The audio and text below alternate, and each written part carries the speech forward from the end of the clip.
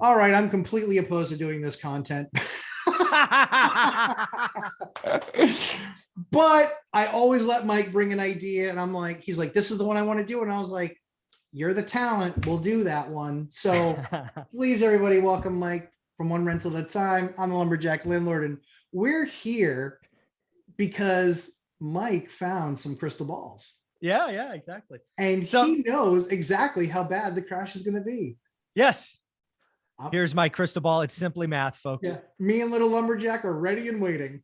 So first and foremost, you have to realize what I think a crash is. And first thing I want to tell you is we are about to start our third crash in the last 40 years. Most of you hear that and you go, huh? We had the great financial crisis. I wasn't aware of another housing crash. Well, again, you have to understand that a housing crash that is occurring today is occurring in a part of the market that most people aren't talking about it. And it is transactions. I'm going to actually do this in a live stream later today, but I'll just give you the high numbers. From 1979 to 1982, crash number one. Okay. We start 1979, new home sales. We did 709,000. Mm-hmm. We hit the bottom in 1982, 412,000. So that is a peak to trough fall of 42%. Mm-hmm. The largest 1 year drop in that is 24%, which is 1980.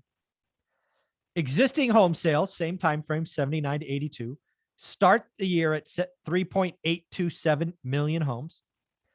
Bottoms in 1982 at 1.99 million homes for a total drop or crash of 48%. The largest single year drop, again, 1980, was 23%. Our second crash occurred from 2005 to 2010. In 2005, we built 1.283 million homes. The bottom in 2010, we had 323,000 new home sales for a whopping crash of 75% peak to trough. With the largest single year drop, 2008 was 48%.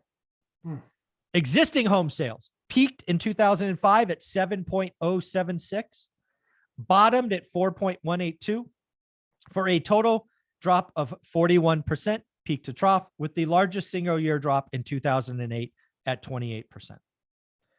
So again, these two crashes have happened. The blended average for new home sales was a 58.5% peak to trough. The blended average for existing home sales was 44.5%. I believe we have started a housing crash of similar size. Just by using these averages, this is what it means. In 2021, we sold 767,000 new homes. If you times that by a drop of 58.5%, we get a bottom at 318,000 new home sales. Existing home sales, we did 6.13 million last year, a 44.5% crash, again, which is a blended average, means we will get to 3.4 million. Again, this will likely be over years. The 79 to 82, 4 years.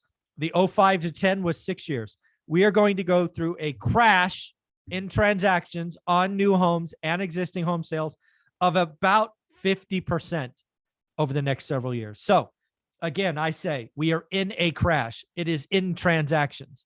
It is going to change the game. The Fed broke housing, years of pain ahead. So that's what I mean by our third housing crash in the last 40 years. What do you think? Yeah. I mean, the numbers, it's math. Like it's not feelings. It's not one graph. It's, showing historically what's occurred. And I think that transactions, absolutely. We both agree. We've been saying it for 6, 7 months, 8 months. That's what's going to happen. Transactions are going to crash first. Yeah. The difference I think that we have in this particular scenario is that we're starting off with such low inventory. So I think my only answer to that is I believe what will likely happen is I think that will just, to a certain degree, slow down the rate of decrease in price. Oh, I don't think you've heard me say price one time in India. No, you're only transactions. Yeah, your only transactions in there. And so I think like, so what I always, what I'm always talking about and talking about with brokers and things like that is they're telling me, hey, listen, since inventory has gone up 10, 15, 20, 30%, depending on your market, some places it's doubled. Yeah, mine's doubled 100% in 7 weeks. Yeah, so mine hasn't yet, but it's up probably 30%, maybe 40 in some of the towns. But the agents are telling me and the brokers are telling me, hey, listen, what we're seeing is people that we worked with 3, 6, 9 months ago couldn't find anything. We're getting 2 out of 10 things on their box. Now they're getting 8 out of 10 things on their box. Now they're saying, okay, now I'm good going. And even though the price is high, even though, price is high relative to the interest rate, even though that's the case, they're saying, but you know what? It gets me out of the apartment that I'm in. It gets me into the house that I want, not the house that I had to have.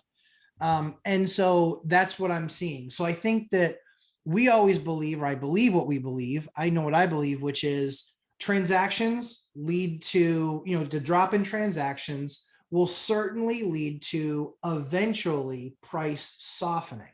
But we had such low inventory for so long and so many people. Now there's people just getting disqualified because they can't afford the payment anymore. And so they're in a different price range. But there's also the other group that says, I can still afford to buy. I'm still approved. I can still afford a pretty decent house. I mean, I had somebody buy one of my properties that was approved for 625. The property she bought, 325. I wanted to give her a high five and say, yeah, because I think she was 28, 29. I was like, you're really smart. That's a good move. Well done. She did a phenomenal job. Because that price of that house is up, 15, 18% or something like that. But she is not even anywhere near having overspent. Yeah, she's not stretched. No, not at all. So I love what you put together there. So to be clear, we are talking crash. Those are the 3 crashes that you looked at. This is the part that's really focused on transactions.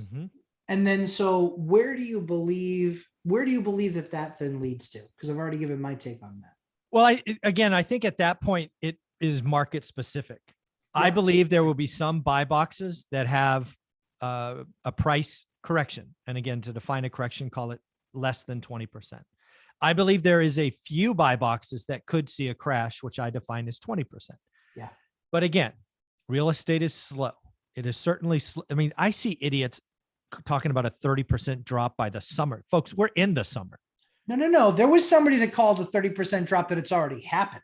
That is just dumb. That's just, you don't understand math and you haven't looked at the right graph. Like, it's just, yeah, I can't help stupid. I just can't.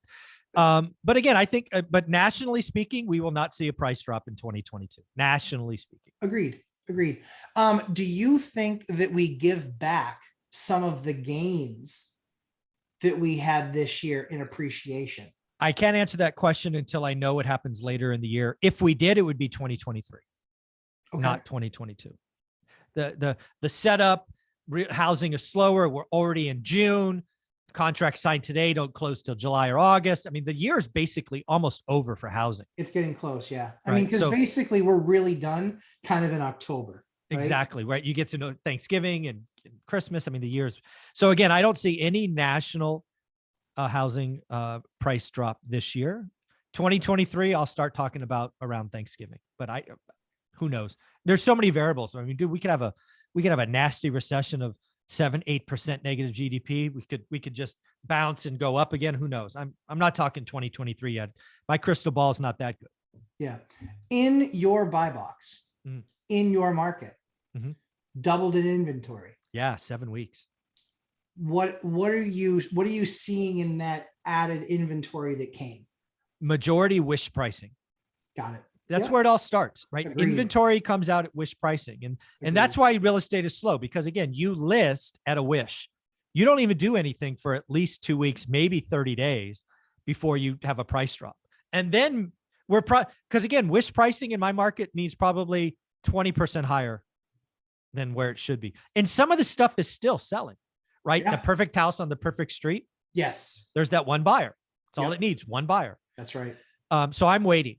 So right now, doubled inventory. Awesome. We're still 50% of where we need to be, but damn it, we're trending in the right direction. Pricing is still too high. That's why I have stopped looking at first day listings. I'm only looking at 15 days. And I tell you, probably by July, the middle of July, I'll be looking at 30 days. Because I this think so. market is changing so fast. It's awesome. Yeah. Have you seen any ramp in change over those 7 weeks where it took to double? Mhm. Have you seen the numbers per week continuing to get greater or staying kind of range bound? It's funny you bring that up. The last 2 weeks have seen a noticeable jump. I'm going to wait for even more one so. more. Yeah. Yeah. The fear, because why do I study the consumers? Because you all are predictable. You all are just flat out predictable. Right. And right now the media is fostering FOMO for sellers. So Sure. it hit my market the last 2 weeks, and I'm going to guess we see noticeable ticks the next couple of weeks. Yeah. Yeah. Like I said, it's started to come. What we're seeing is wish pricing plus. We had a triplex just at the market, $799. It's a 2-bed, a 1-bed, and a studio. Basically nice, but B class, I would call it. B area, B class. That 2-bedroom rents for the most is $1,800. The 1-bedroom at most is $1,400, so it's $32. And then that studio rents at most for $1,000, that's $42.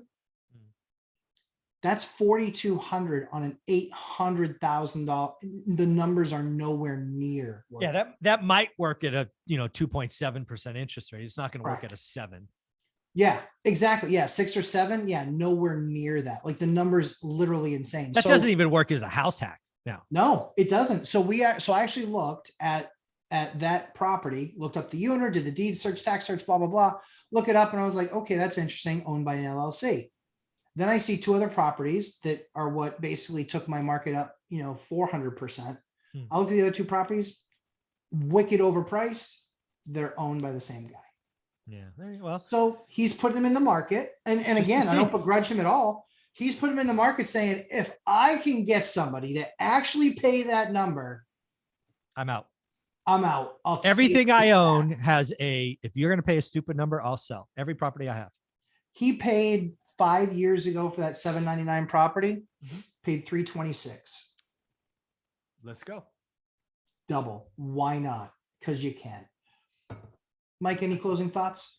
No, again, I would tell people we're in a crash. It is in transactions, but what you should be hearing in that is investors skill up, do the work, get a buy box, because the people that win this environment and get great deals are the ones that take a shot. Sitting on your couch in a ball is not an option. Yeah. Get a rent box, because then you'll actually turn your 12% deals into 20% deals if you know that side of the market as well as the buy side of the market. I love it. Absolutely a way to better leverage your dollars. Mike, tell everyone where they can find you, sir. One rental at a time. Books, YouTube, website, courses, and we go live 8 a.m. Saturday morning Pacific. It's a great time. I wouldn't miss it. As I always say, we create great content for you. Please subscribe. Hit that like button. Check me out Sundays, 11:30 a.m. Eastern time. And our good buddy, the other 3 amigo, Dion Talk Financial Freedom. You can check him out Tuesdays at 4 o'clock Pacific time, 7 o'clock Eastern time. And he goes until the questions are done. One of these days, we're going to take him past midnight. Woo! One of these days. Mike, thanks so much for the time. Have an awesome weekend, and I'll talk to you tomorrow on the live stream. You got it. Take care.